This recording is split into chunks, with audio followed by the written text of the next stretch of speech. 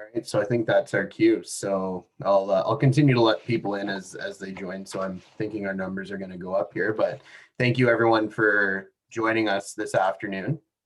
I'm quite excited actually about the speakers that we have lined up today. So I'll just jump right into it. We've got Bob Willard. Bob is a leading expert on quantifying and selling the business value of corporate sustainability strategies and has given over 1,300 presentations at corporate, government, university, and NGO audiences. Bob applies his business and leadership experience from his 34-year career at IBM Canada to engage the business community in proactively avoiding risks and capturing opportunities by using smart environmental, social, and governance practices. So that's Bob's bio. We've also got Dave Arkell here, kind of on the technical side. Dave is the president and CEO of 360 Energy. It's one of North America's leading energy service firms. So Dave will be able to answer any questions as well as we move through this. So with that, Bob, I'll hand it over to you. Thank you very much. And let's use a ground rule that I am more than open for questions as we go along. Don't batch them up until the end. So if I say something that you'd like to explore a bit more or question, feel free to just turn on your microphone and ask. Let's keep this as informal as it works for you. I've got a bunch of slides. You're going to get a copy of all of those afterwards if you're interested in using them as a reference of any kind. And you're more than welcome to share them with anybody that you want. You'll notice that the logos at the top of this slide have CPA Canada, Chartered Professional Accountants Canada, and NRCan. And the background to that is that I worked with CPA Canada a few years ago to put together an executive briefing for executives primarily of energy, mining, and forestry companies to help them understand that they needed to perhaps pay a little bit more attention to climate change than they already were. And it was funded by Natural Resources Canada, who is very uneasy that those sectors are not as prepared for climate change as they need to be if the economy of Canada is going to be able to survive as well as we require it to as we get into climate change. So a lot of what I'm going to be sharing with you is the kind of 1-hour briefing that we put together for those executives. And I thought that material was also appropriate to use for this topic as well. So you'll notice that there's a risk and opportunities part here for businesses. So there's an implication that it's in your self-interest to perhaps do a little bit more than you already are to get ready for this transition to a low carbon economy. So what I'm going to do is go through sort of 3 aspects of all of this. First of all, a quick review of the science behind what's going on with climate change, the risks and opportunities, and what that means to folks like you that have the option of doing something that perhaps you're not already doing. I want to start off by acknowledging that there is a lot of empirical evidence that something is going on with the climate and the weather. So as you think about what's going on, something's definitely going on. And fortunately, there are scientists that can back up our impression with a little bit more detail. So the IPCC, the International Intergovernmental Panel on Climate Change, has for about 20, 30 years been putting out reports saying, we better be careful, we better be careful, we better be careful. And frankly, they have been largely ignored. And then a couple of years ago, 2018, they put out this report. And they basically stopped hedging their recommendations with probabilities and so on. They just kind of laid it out. So this is basically what they said. We must limit global heating to 1.5 degrees centigrade above pre-industrial levels. So whatever it was around the beginning of the Industrial Revolution, no more than 1.5 degrees centigrade above that temperature globally. And to do that, we have to reduce our greenhouse gas emissions by 45% below 2010 levels by 2030 and totally by 2050. Totally, 0 by 2050. Paris Agreement, which happened a little bit after that, was a gathering of all of the jurisdictions in the world to take a look at this. And they came up with a commitment or a pledge to limit the global average temperature increase to no more than 2 degrees above pre-industrial levels and aim for 1.5 degrees centigrade by 2100. So here's where you start to see the difference between what scientists say we have to do and what politicians say we can do. So you get a change of dates. You get the introduction of something which is higher than what they say we have to keep it to. So all of this is basically evidence that there's a dance going on, a global dance going on as to what we need to do and when we need to do it. Bob, Yes. now when I'm just looking at the number that says 100% below 2010 levels by 2050, like how do you do 100%? I mean, we're talking about the masonry industry right now. That it's a thermally intensive sector. Like, how do you know? I mean, I think you're talking about. I mean, that's not everybody's going to get down to zero, right? Well, the scientists are saying somehow they need to, but this gets into the question of net emissions. So there may be emissions, but if you can capture them and store them somewhere so that they don't escape into the atmosphere, that's okay. But basically what they're saying is the net emissions that we are putting into the atmosphere have to be eliminated by 2050. We've already got too much in the atmosphere. We can't afford any more. So that's what they're saying is the goal. How we get there is a huge, huge challenge, not only for the masonry sector, but for all sectors. And that's why, of course, people who are looking at the doability of all of this take a little bit of liberty with the targets and with the dates. And just to help you understand the difference between 1.5 and 2 degrees, that's not a linear relationship. It's more like an exponential relationship. So the difference on the heat side, on the crop yield side, on the fishery side between 1.5 and 2 degrees is an exponential relationship, not a linear relationship. And you get up to 3 degrees, you get up to 4 degrees, and all bets are off as to how human civilization is going to actually be able to thrive on a finite planet. So the concern that we have is that we have backed ourselves into this corner, and we're going to have to take some very, very extreme measures to be able to get ourselves out of it. So when you take a look at this as a thermometer of where we are, pre-industrial average being the 0 point, we're already at 1.5 degrees above that pre-industrial average.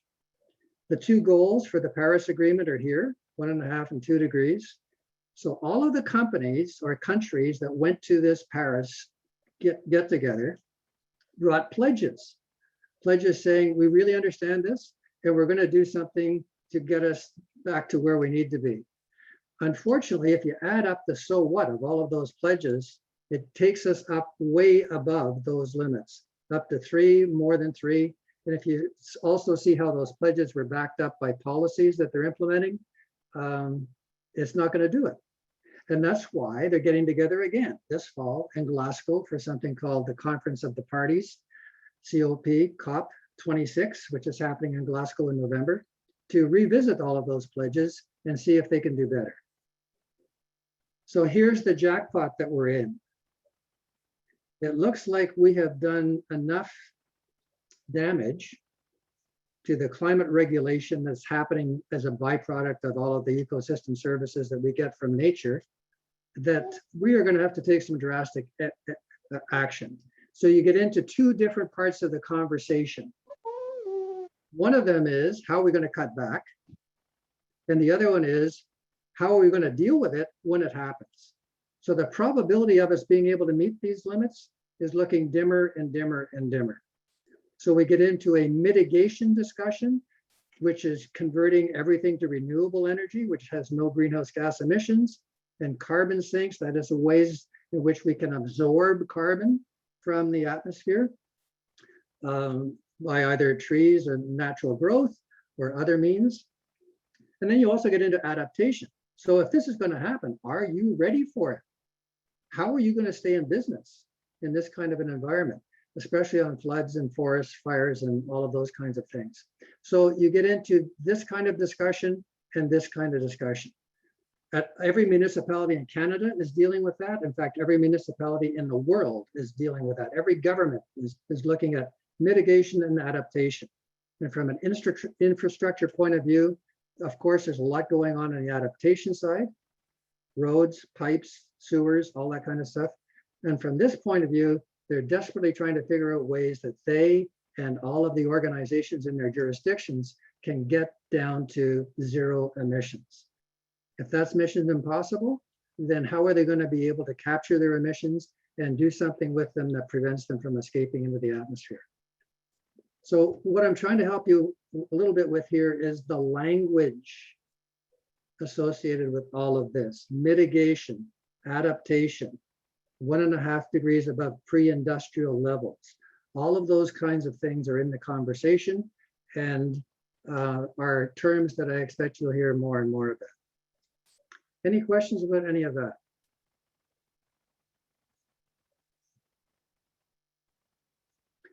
And of course, every sector on the planet wants a bit of a pass on this. So they're saying, yeah, everybody else, but we can't. We can't. Well, get used to that, because that argument isn't working as well as it used to. So the question is, okay, now what? So what are the risks and opportunities associated with any kind of business? How do we take a look at that? First of all, how does this risk rank relative to other risks to businesses that are on the horizon within the next 10 years? So there's an organization called the World Economic Forum, the WEF, that every year does a report. It's put together by over 1,000 economists from business, from public sector, from academia. And what they do is they take a look at risks that are on the horizon, usually about 30 of them, and they slice and dice them as to the likelihood that they're going to happen within the next 10 years and the impact if they were to happen within the next 10 years. And this is the high impact, high likelihood of happening within the next 10-year quadrant for the report that they put out this year. So they color code all of the 30 or so kinds of things that can happen, and they group them into economic risks, environmental risks, geopolitical risks, societal risks, and technological risks. And you'll notice that in this high impact, high likelihood of happening within the next 10 years, there are a fair number of green ones and some red ones, environmental and societal. This one, of course, we're painfully familiar with, infectious diseases, but this one is still an even bigger risk. And biodiversity loss and human environmental damage and extreme weather. You can see that obviously there are connections among all of these. Livelihood crises, social cohesion, erosion, many social as well as environmental issues that we're going to have to contend with. What you need to keep in mind here is that this is the World Economic Forum. It's the WEF, it's not the WWF. What they're looking at are threats to economies, threats to businesses. So what they're saying is that the global climate change that's taking place and our lack of action on it, our failure to act on it, is the biggest risk. So what you have is a warning from economists in addition to the warning from scientists. And what they're saying is that we have business risks and opportunities around all of this. We've got opportunities over here on the right-hand side of being able to use our resources more efficiently and be more resilient in the face of all of these risks, convert to renewable energy sources, products and services for new markets, so be able to change our business model accordingly. And then you have these two terms, transition risks and physical risks. And this is another part of the jargon associated with this. Transition risks have to do with the risks of requiring us to transition off fossil fuels onto renewable energy. And basically what it means is we need to electrify everything, use it as efficiently as possible, and convert, excuse me, and power everything with renewable energy. That's kind of it. How the heck are we going to do that? So those are risks associated with that. Reputation if you don't, market shifts as that transition takes place, policy changes and legal liabilities as that takes place, and technological transition. How is that going to work for each sector? And then you have these physical risks. Physical risks that are labeled as either acute risks or chronic risks. So let me just give you a quick overview of what they look like. Acute risks are severe weather events. They happen suddenly, or forest fires, which also happen relatively suddenly. So these are pictures of things that have happened in Canada in the last couple of years associated with those kinds of risks. And then you have what are more chronic kinds of risks. They're more gradual kinds of risks. What you see here is a map of the way in which the temperature has already changed in Canada. And you'll notice that the northern part of Canada is undergoing significantly more than the rest of us are. And in fact, the northern part of Canada has seen temperatures that are higher than any other part of the world in terms of the increase already. And what we can add to that is the fact that that's associated with chronic risks. We've got sea level rise. We've got the level of the Great Lakes being impacted by this. We've got droughts on the prairies, and they're facing another problem right now this spring as a result of that. And we've got these pests that are causing increased productivity or increased probability of forest fires. And just to help you connect the dots there, you know that last year we had some really terrible, terrible fires in Alberta and British Columbia. And a lot of that is because a lot of the forests, especially fir trees, are just kindling, vertical kindling. They're dead. They're dead. They've been killed by the pine beetle. And the pine beetle is taking over those forests because the pine beetle is setting larvae in the fall or laying larvae in the fall that is not being killed in the winter. Usually it's cold enough in the winter to kill the larvae. As we get warmer and warmer temperatures, the amount of cold weather that's required to kill the larvae is not happening anymore. And that means the larvae survive, and that means that the pine beetle spreads. So it's connected indirectly to global warming, but it's one of those ripple effects that's becoming more and more evident as we look at it. So we got big problems, and it looks like they're starting to become kind of expensive problems as well, and especially if you're in the insurance sector. These big events, these big acute risks cost a lot. The insurance sector is just reeling because of all of these things. And this is just the tip of the iceberg. We're not talking about the cost to people, the cost to municipalities, the cost to businesses. This is just the insured damage that's being covered. So big, big expenses. By the way, from a business point of view, we're going to start to see an opportunity to share that expense because we now have a price on carbon. And as you probably know, the price on carbon just went up this year from $20 to $30 a ton. And it's going to keep going up all the way through the 2020s up to 2030, where it's going to be $170 a ton. This is a chart that was put together by Dave Arkell at 360 Energy. He's on the call. If you want to explore this more later, but the point of this is that the price on carbon is going to keep going up. And are you ready for at least fourfold increase in the price of carbon per ton and its associated amount of energy that you're using in gigajoules? So what we're talking about here are business-related risks that are not only being shared with insurance companies, but actually all of us. Hey, Bob, can I ask Dave a quick question? Sure. So Dave, I don't know the gigajoule kind of language. So how can you give us some idea of scale? Others on the call may know, but I don't know.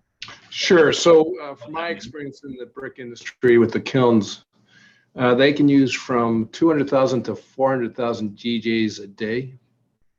Oh, sorry, a year. Sorry, I really got things going there.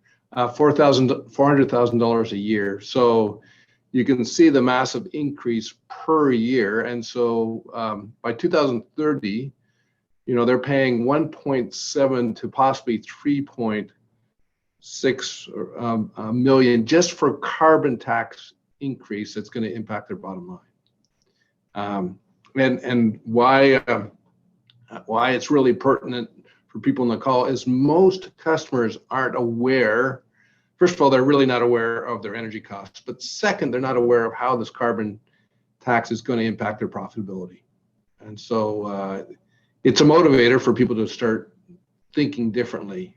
And nothing happens quickly, as you know, John, with the work that customers have to do. So, but it takes time. So you've got to start looking at this now.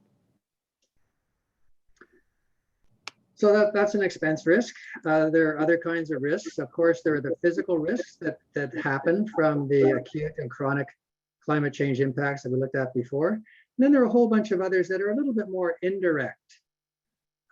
Things that can happen in your value chain, your supply chain, or your customer chain that disrupts their operations and therefore makes it more unlikely that you are going to be able to continue operating the way you do. Reputation risks, asset value risks, market value, transition costs. We talked about that before, the transition risks. How the heck are you going to do that? Litigation risks and access to capital risks. Let me just say a little word about this. Litigation risks have to do with getting sued for contributing to the problem.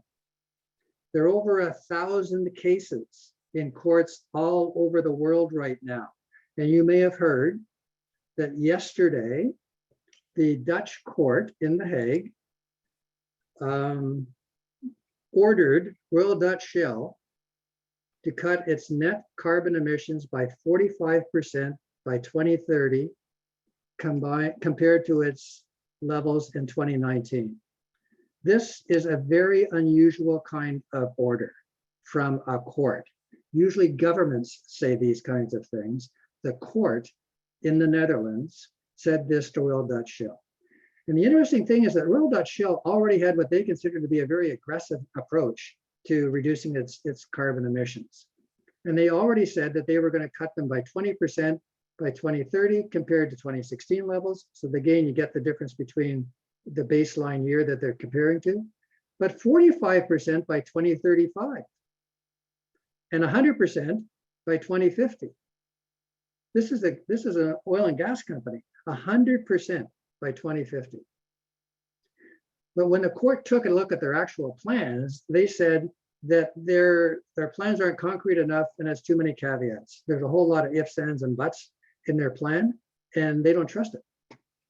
And what they say is that this company, as an individual company, has a duty of care, which means they got to be very careful about the contribution to this global problem that they're causing with their products and their operations.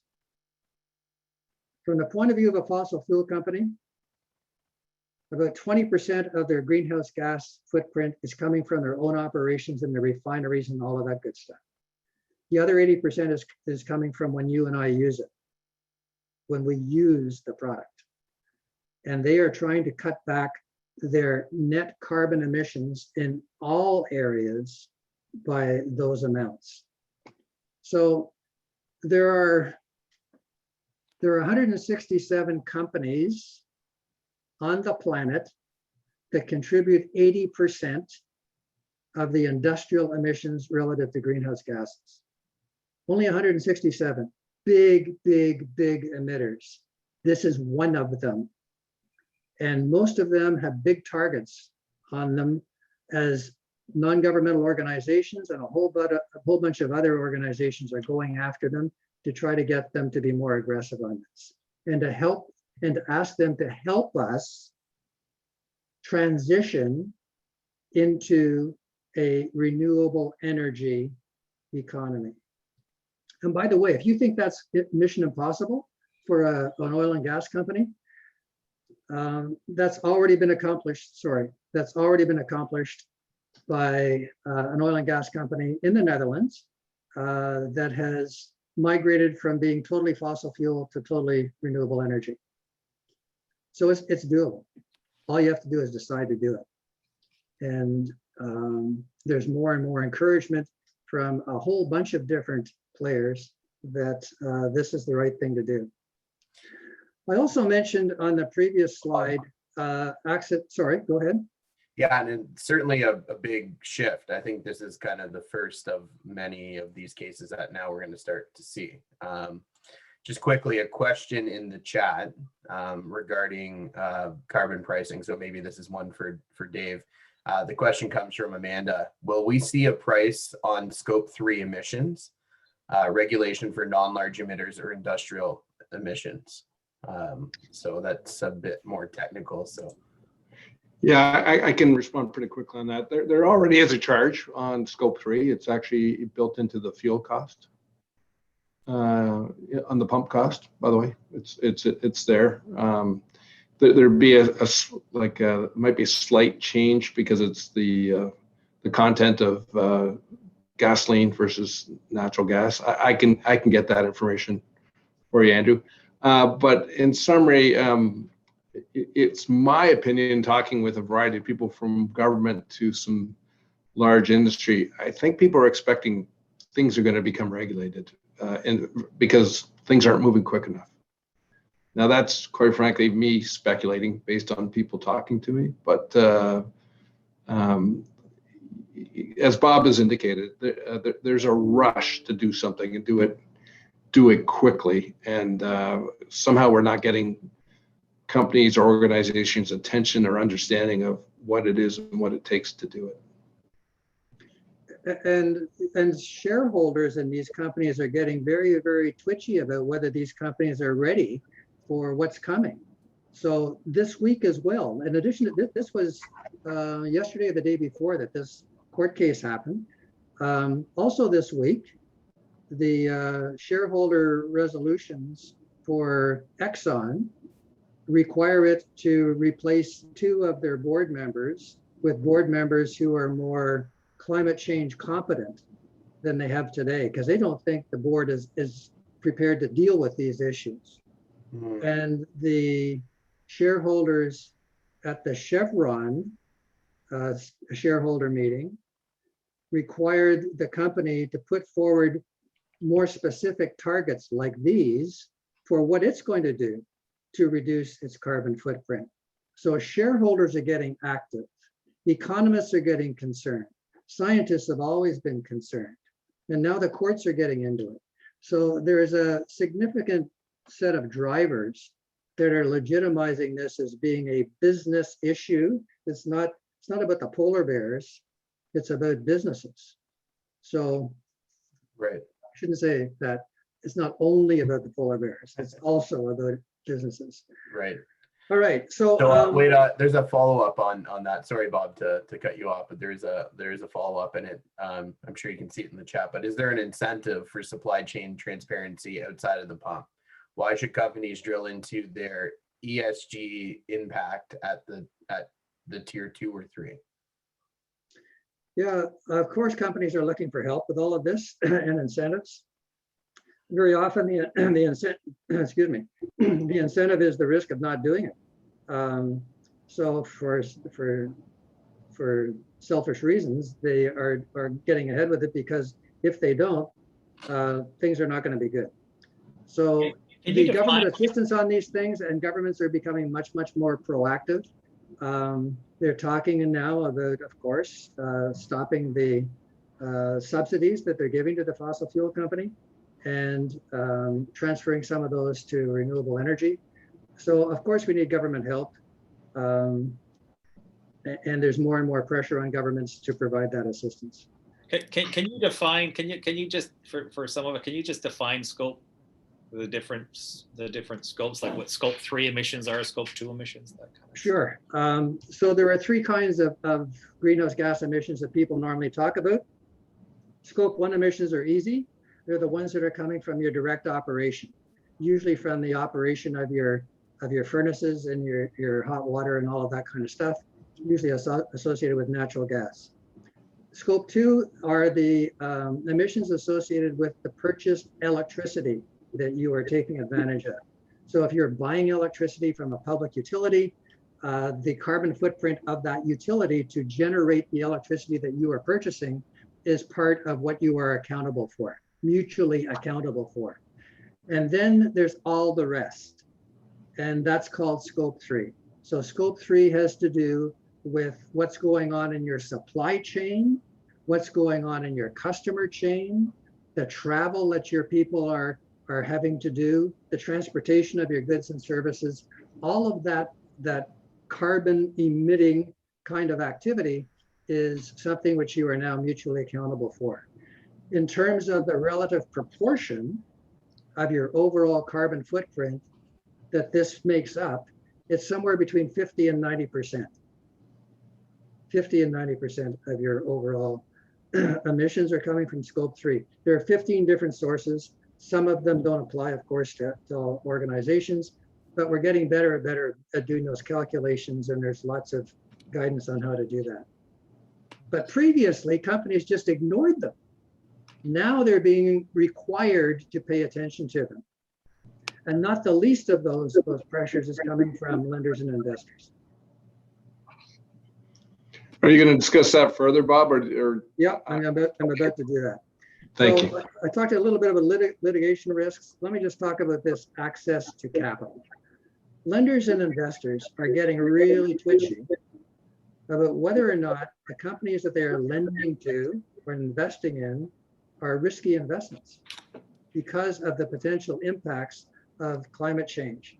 So this task force was put together. The Task Force on Climate-Related Financial Disclosures. TCFD is an acronym that you should get used to because you're going to hear a lot about it. These are bankers, investors, and insurers that need better climate-related disclosures. They want to know whether the organizations that they're dealing with are ready for climate change. They're saying that these organizations should disclose it voluntarily. And they need this information so they can evaluate their risks and exposures over the short, medium, and long term. And they're talking about disclosures that include climate change related physical and transition risks. There's that word again. And how the company is assessing them, pricing them, and managing them. So I'm not sure if you recognize these two guys that are pictured beside the title, but the guy on the right-hand side, anyone know who he is?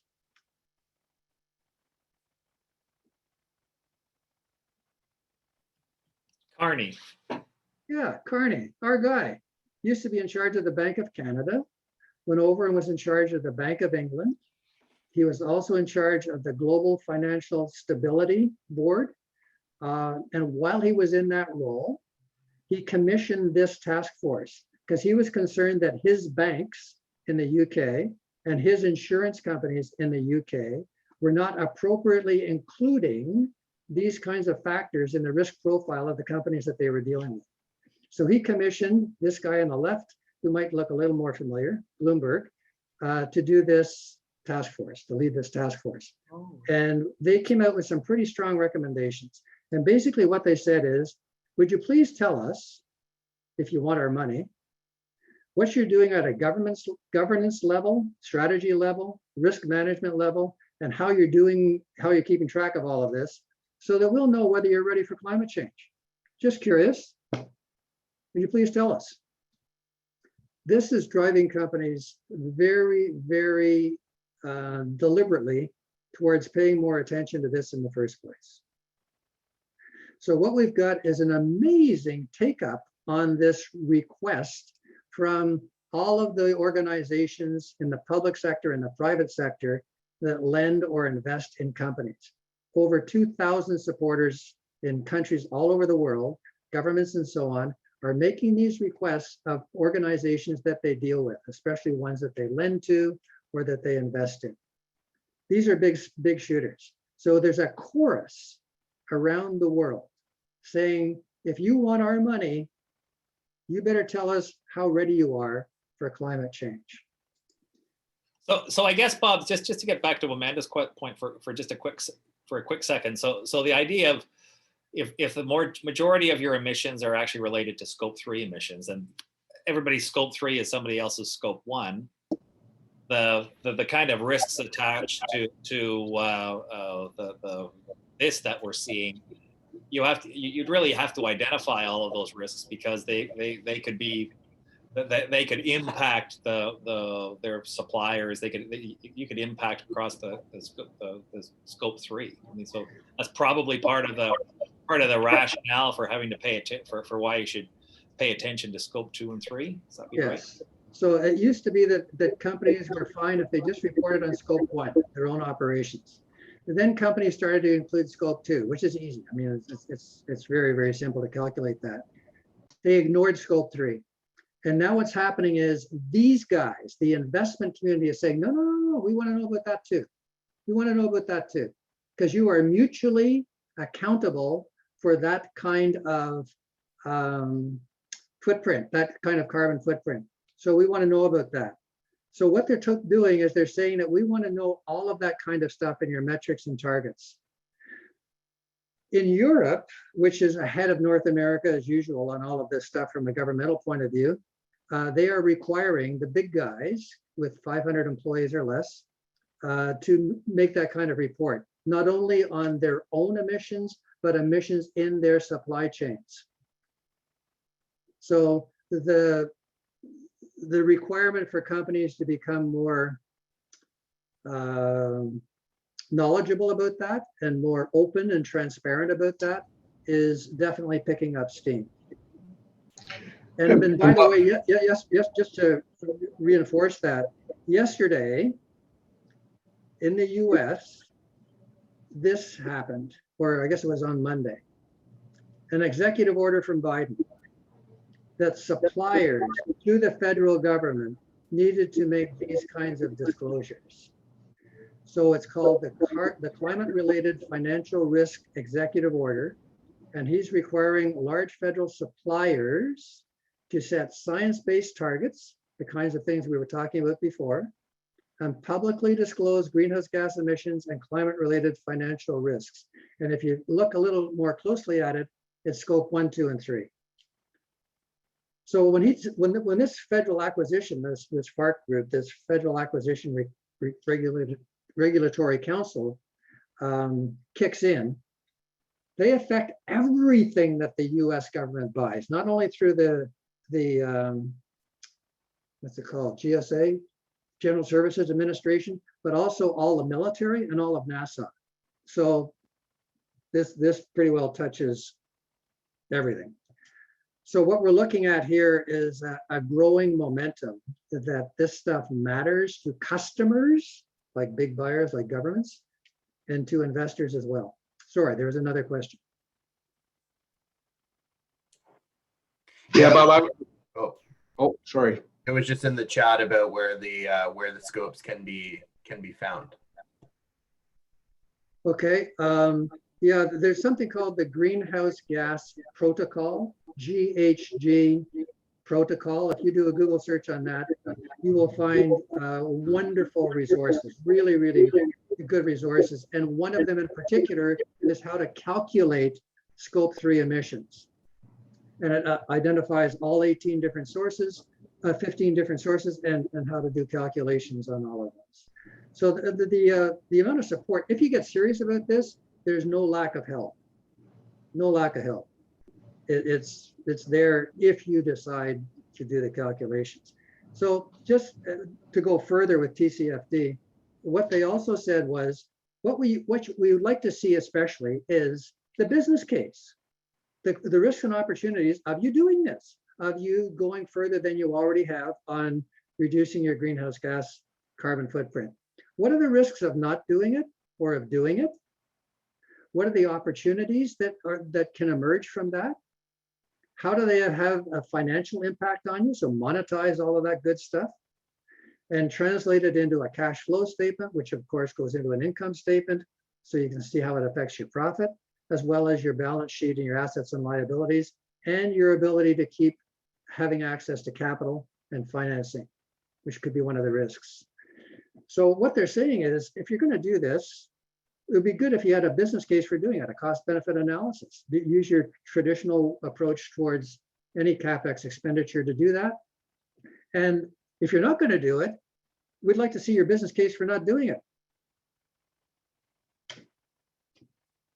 So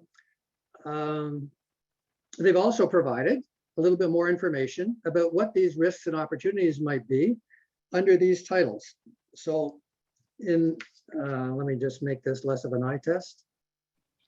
On the opportunity side, these are the titles that you saw on the previous slide. So energy efficiency, the kinds of things that we're talking about under energy efficiency and the financial quantification that might lead to, energy sources and the way in which you might be able to monetize some of those benefits, products and services, markets and resilience. So what I'm trying to help you understand is there are lots of prompts that you might want to tap into on the opportunity side as to how you can make this work for you, and also how to quantify the risks associated with the transition risks, as well as the physical risks, those two kinds of risks, and all of the line items that you might want to consider as you're going through your thinking on this, and some of the potential things that you could put a dollar sign on. So again, what I'm trying to help you understand is that if you get serious about this and you really want to drill down in it, there's pretty good guidance available as to some of the factors that you might want to consider as you're doing this business decision, this cost benefit analysis. Any more questions on that before I get into the next section?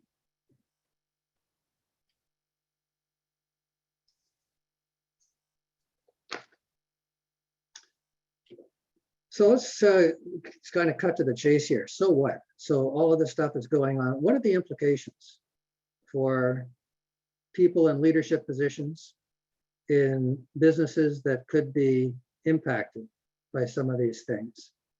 And frankly, where we are in Ontario, in Canada, we really have sort of an arm's length relationship to a lot of this stuff. We're not in a tornado alley here. We don't get a lot of hurricanes. We get the occasional floods. We don't get forest fires. So we think of climate change and those kinds of acute events as being things that are somebody else's problem. We feel sorry for them, but we're not really feeling directly impacted by them. And that's why I was trying to show you all of the indirect risks that there might be, some of which are in your value chain or the life cycle of your product. And this comes back to what we were talking before about in terms of scope. Companies are starting to realize that they are mutually accountable for what's going on in their supply chains and what's going on in their customer chains, not only in their own operations, but their upstream and downstream parts of their value chain. So if you are looking only at this, you need to understand that your customers, who are these folks as well, are also feeling mutually accountable for the carbon footprint that you as a supplier are causing, because they are becoming more and more on the nut for what those are. So more and more organizations are working with their suppliers to try to help them become more and more efficient in their use of energy, and especially on reducing their carbon footprint. So this is another way of saying this is all scope 3. This is all scope 3. This is scope 1, and the electricity that's coming into this that you're purchasing is scope 2, footprint associated with that.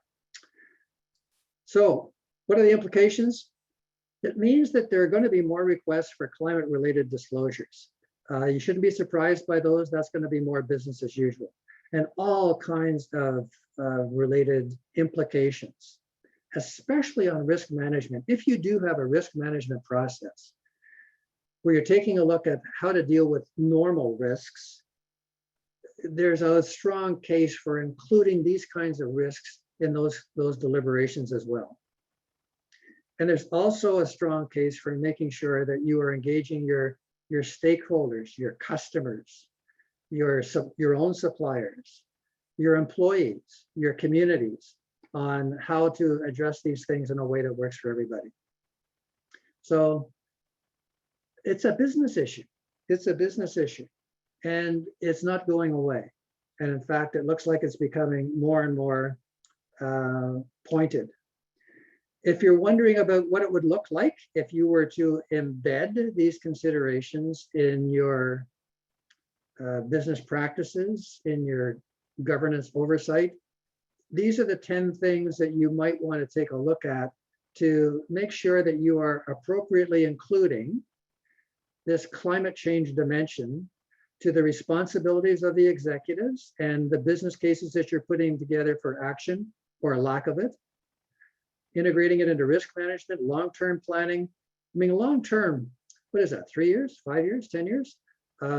As you take a look at what we're looking at in terms of climate change and the way in which that's accelerating, we really need to start considering this something which is not in the distant future, something our kids need to worry about, but something that we need to worry about as well.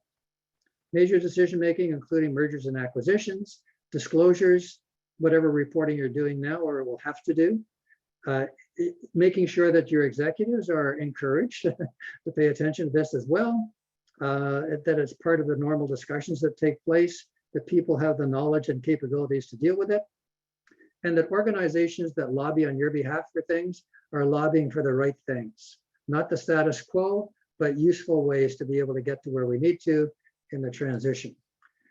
So that's a quick overview of the what science is all about, the so what of it from risks and opportunities. And the basic message of this kind of presentation is not to point fingers at people, is to say, you know, something is going on that is going to affect you, whether you think it is or not, it will. And you need to make sure that you're ready for it, and that you are taking steps to try to ensure that whatever those impacts are on your organization, direct or indirect, are going to be minimized because of the smart approaches that you've used.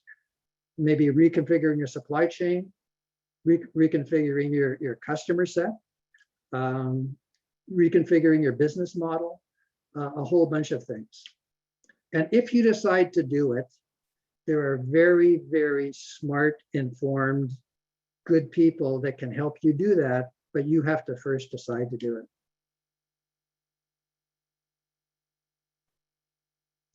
So, a few minutes for questions. Do any of us? Yeah, I think another one just came up in the chat here. So what technology solutions have you seen at both startup and enterprise levels that provide capabilities for industry to transition into a low carbon landscape? So Dave, I'll get the conversation started. You're closer to this than I am, but basically what we're talking about is a transition to solar and wind technologies and even geothermal technologies that used to be incredibly expensive. The price of all of those things has dropped like a stone. In the last 10 years, it's unbelievable how they are now. The cost of renewable energy is definitely below coal. In many jurisdictions, it's below natural gas. So what we're talking about is an incredible leap forward on the renewable side in conjunction with a bunch of other things. Also, the use of hydrogen as a fuel is getting a lot of attention as well. The capture and storage kind of stuff, which is, there are pilots going on. We haven't been really good at scaling that up, but being able to take whatever emissions are coming out of an operation and to be able to capture them and put them permanently somewhere else, underground usually, or use them in some other way, or technologies that can extract greenhouse gases from the atmosphere, which again have huge issues on being able to scale up to where they need to be. So there's a lot of work going on all of that stuff. But in the meantime, there are things we can do. Dave, you want to take it from there? Yeah, I think that was really, Bob, that was good cover. I think one thing that I'd want to suggest to people, there's efficiency improvements, which you noted in one of the slides, which most people haven't focused on because it didn't have a lot of understanding or net benefit to the bottom line, at least perception. So I would say this, there's no magic pill. Everyone's always looking for this magic technology that's going to fix something, and they're waiting for that to happen.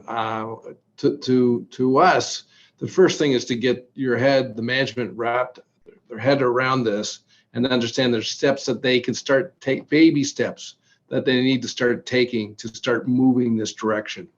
And so, first thing is certainly have an understanding of what your current footprint is, whether it's scope 1 and 2, get that understanding, and 3, as Bob said, and then look at a variety of options of what you can do and how to do it. So we hear this all the time. Someone said, just tell me the technology and I just want to buy it, and then I never want to deal with it again. It's going to be a different world. It's what we used to think of energy, where you just bought it and you paid for it. You have to think differently. It's now going to be a valuable resource input that you have to look at closely and manage often and frequently. So it's a different mindset going forward. And but I do want to make sure everyone understands this. This takes time to build that knowledge within the organization. I mean, in what Bob covered today, we deal with a lot of organizations and executives, and they don't understand this. Some think it's even a fad. So this is real, and you need to get people's their literacy on this, the whole topic on this quickly, so you can start figuring out what makes sense for you as well. And by the way, governments cannot do this for us. There's a lot of thought that, either technology is going to bail us out or governments are going to bail us out. Give that up. It's not going to happen. It's not going to happen. And that means that there is a leadership opportunity for the business community, a leadership opportunity in the business community. And you can opt into that or not, but it's there. It's there for the taking. And the last thing I want to mention on the same topic, Bob, is that most people don't know that actually it's a business opportunity. People that we work with in this, they actually, when they start taking action, it actually enhances their bottom line. Everyone else thinks it's a cost that's just going to be a burden. There will be costs, but I'm saying if you start taking advantage and doing action now, it will be far cheaper. And in most cases, it actually enhances your bottom line if you go down the right pathway, which again, most people don't understand what to do. And we've got tools to help you make that business case. I've written several books on that. I've got several free open source tools to help do that. So that TCFD suggestion about risk and opportunities and so on, there are ways to quantify all of those. And if you decide to get into that, there's no lack of help for all of that stuff. Yeah, for sure. And I think there is definitely maybe some clear pathways that can be drawn for specifically SMEs. But maybe before we get into that, Amanda just followed up with her question talking about technology solutions relating more to the AI side, optics and blockchain. I know this might be a little bit outside of our scope here, but we know that anyone who's been paying attention to the blockchain side of the world recently knows that carbon footprint is massive, right? So maybe if you want to quickly touch on that, and then we can jump into how to influence SMEs, because I think that's a little bit more of a gap, and I think that's kind of who we've got to start to pull along here. Okay, Yeah, and I'm going to comment a bit, Bob, on that. Sure. So blockchain is heralded as a potential solution to figure out what the heck is going on in your supply chain. Many companies have a little difficulty identifying their tier one suppliers, let alone their suppliers, and so on and so on and so on. So the hope is that blockchain will help with that. But the irony is, as Andrew said, the carbon footprint associated with that technology, with blockchain technology itself, is massive. So as we get into AI and especially data analysis and blockchain, it deserves a little bit more thinking through as to what exactly it's going to do for us and what it's going to cost in order for it to do that. And I'll add a little bit, because we're doing some work in Southwestern Ontario for distributed energy resources. So they're looking at, instead of using energy from the grid that customers can start generating their own power, whether it's renewables, whatever that might be. And so effectively, what will happen if there's a surplus of power, because that site can't use it, they will sell it to their neighbor, and they'll use blockchain. And it will not only talk about the energy units, but it will also have a carbon footprint associated with it. So there is work going on in that capacity. Not many people are actually aware and understand how that's going to fit. But I'll say this: the current way of buying energy will change dramatically. We certainly will have grids, but you'll start having people owning and operating their own source of power or renewable gas in some fashion, and use it or sell it to others within the jurisdiction. Great. So I guess just more on to the SME side. So I think this is something particularly that we're seeing within the masonry industry, is the medium-sized enterprises and small-sized enterprises struggling to adapt to either like defining the scope of their carbon emissions or GHG emissions, and then also addressing the technology and the pathways forward that need to occur. I think a lot of them, people think that, you know, this is a big scary thing that's going to cost a lot of money, which may be true, and then kind of get pushed into a corner of there's no way we could ever afford to do that. So what would you say to that? And then maybe, is there some sort of government programs that have been recently announced so that our SMEs don't get left behind? Because it's much easier for a large multinational corporation to adopt to this versus a regional manufacturer or a regional supplier, for example. Dave?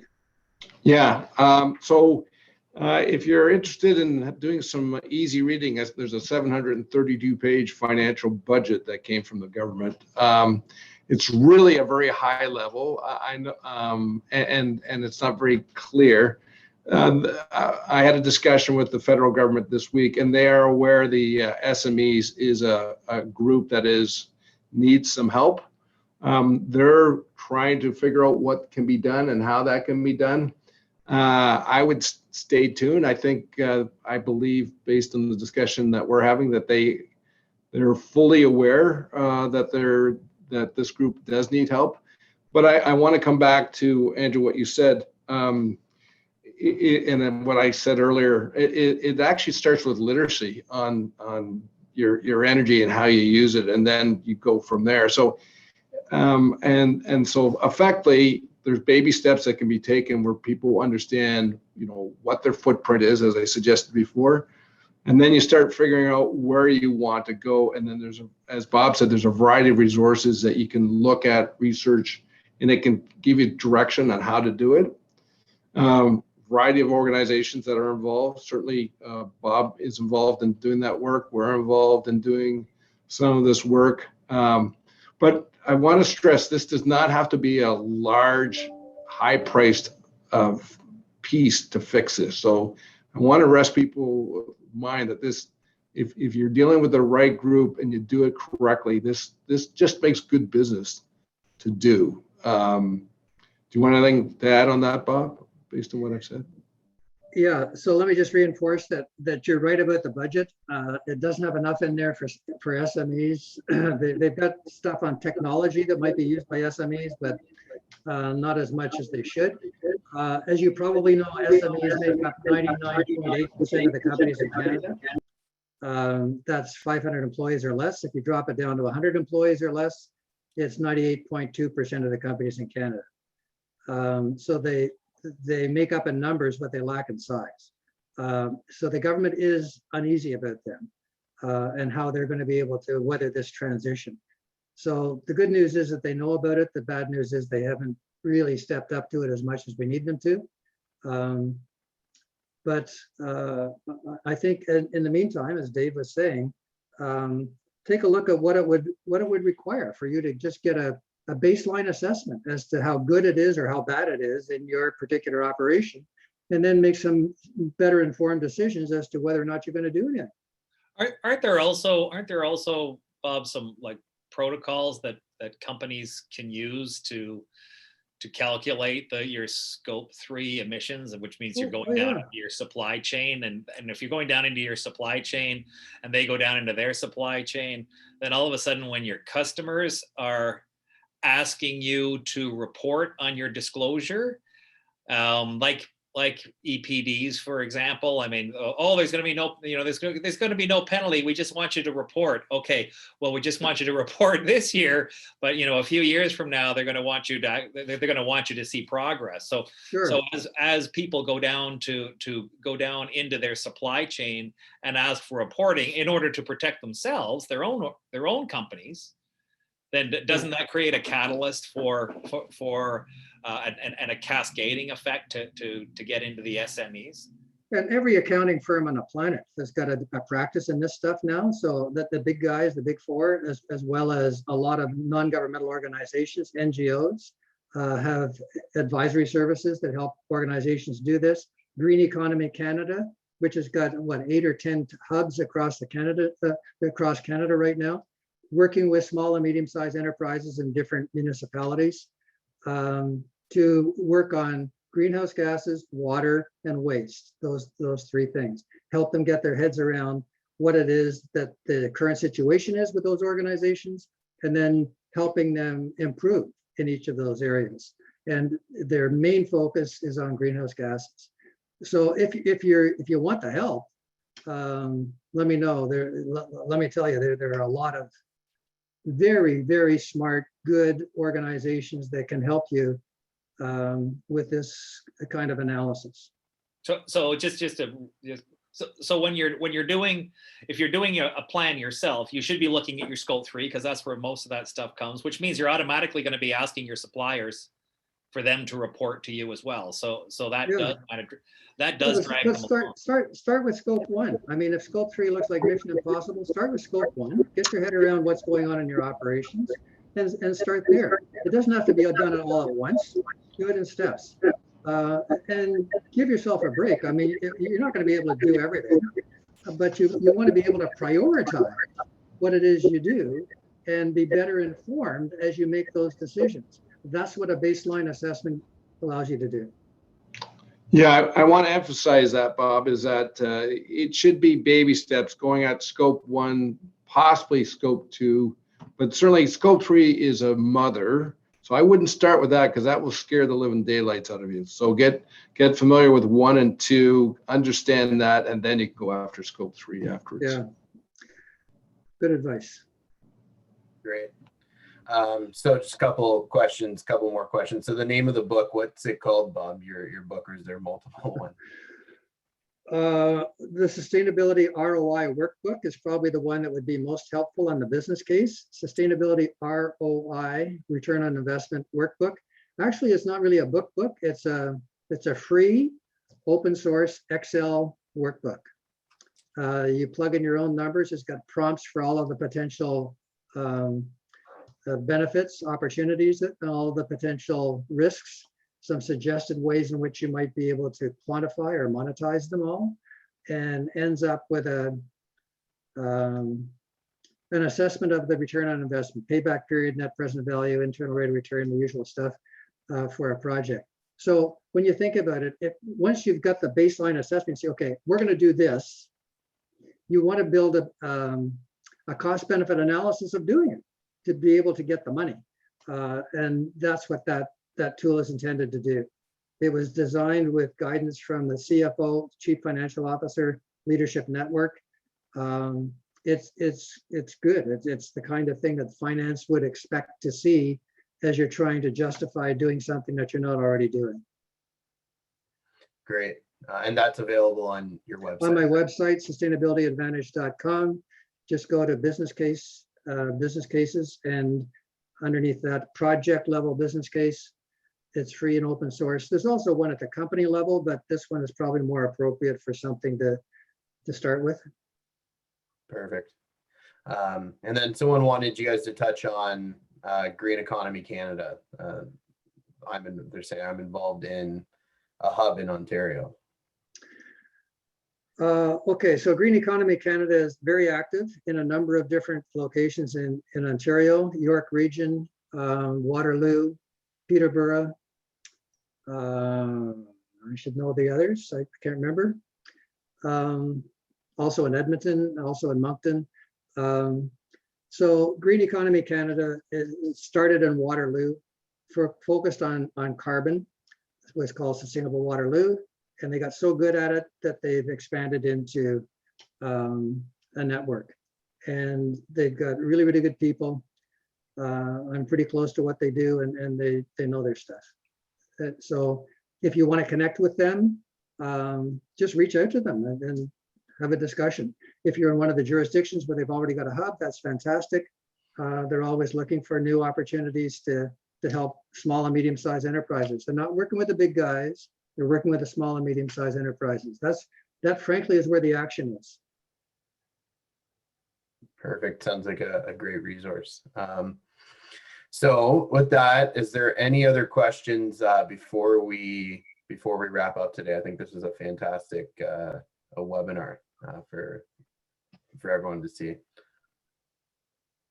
I think the last thing I'd like to say, and I've stressed this, but I do want to, there's case studies that we've been involved in, others, that actually the return on investment is 300% per year for just people taking action on this.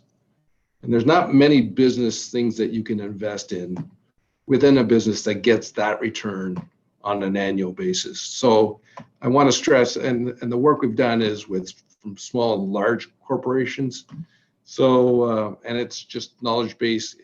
50% of the savings is by people understanding and knowing what to do and what not to do. 50% of the savings. So it doesn't have to be capital intensive, which we've been taught that's the word that fixes everything. It's actually being just knowledgeable about what to do and what not to do. And just to build on that, there's a company called Veraform in Cambridge, Ontario. It's a metal fabricating company with about 30 employees. A few years ago, the owner of that company, Paul Rack, decided he was going to reduce his carbon footprint. And he did. He had 42 projects. The payback period, average payback period was 6.3 months on those. And he increased the profits of his company by 76%. The money is there for the taking. The key thing is make a decision to get it. He decided he was going to reduce his carbon footprint. He had 42 projects in 3 years that allowed him to do that. He hasn't quit. He's up to over 100 projects now. If you want to see what kinds of projects he did and what he did and the ROI on each of them, on the Veraform website, there is a list of, I think, the first 30 that he did. And it says what he did, and they're dead simple. I mean, they're not, some of them are just behavioral changes, but they're not rocket science. When he got all of his employees engaged in it, they love it. They don't want to leave the company. His turnover of employees is way below the industry average. It's, you know, once you get into this stuff, the ripple effect of the benefits is amazing. And Bob, you said something that was really important. This is not a one person or one department responsibility. It becomes everyone's responsibility within the organization. So I stress that too, because far too often the energy side, it becomes one person or one department, and that's never sustainable because they don't have the grasp of all the things that need to be done. So bear in mind that this should be thought through from the executive to a variety of people in various disciplines. It has to be permeated in that thought process. I think we very often underestimate the desire of employees to help. They care about this stuff. I mean, many of them have families, and you know, the future of their families is at stake, so they want to help. So this is not a tough sell to get them to help find opportunities to be able to do things in a less impactful way from a carbon point of view and help the company succeed. All right. Well, I think there's a lot of good insights here. So certainly appreciate that. I don't think we have any more questions. Looks like we've lost a few here. So I'll just stop the recording there. And